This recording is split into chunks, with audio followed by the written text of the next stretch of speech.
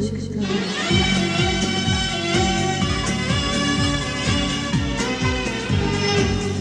Kusuruma bakma dedi, sevmek hakkım yok mu dedi. Kusuruma bakma dedi, sevmek hakkım yok mu dedi. İstediğim çok mu dedi, selam verdim, borçlu çıktım. İstediğim çok mu dedi, selam verdim, borçlu çıktım.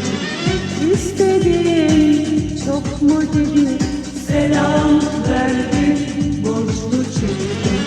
İstediğim çok mu dedi, selam verdim, borçlu çıktım.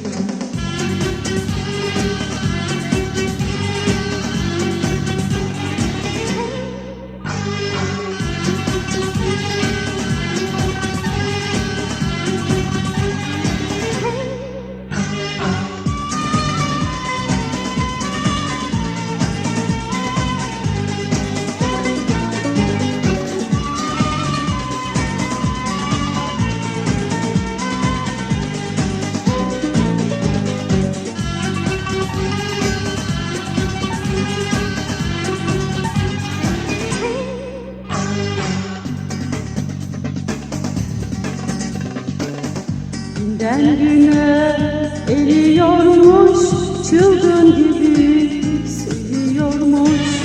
Günden güne eriyormuş, çılgın gibi seviyormuş. Benim için ölüyormuş, selam verdi, mutlu çıktı.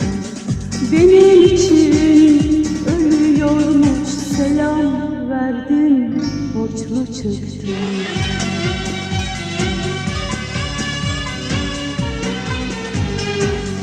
Kusuruma bakma dedi, sevmek hakkım yok mu dedi. Kusuruma bakma dedi, sevmek hakkım yok mu dedi. İstediğim çok mu dedi, selam verdim, borçlu çıktım.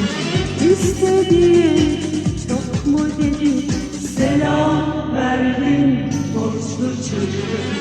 İstediğim çok mu dedi, selam verdim, borçlu çıktım.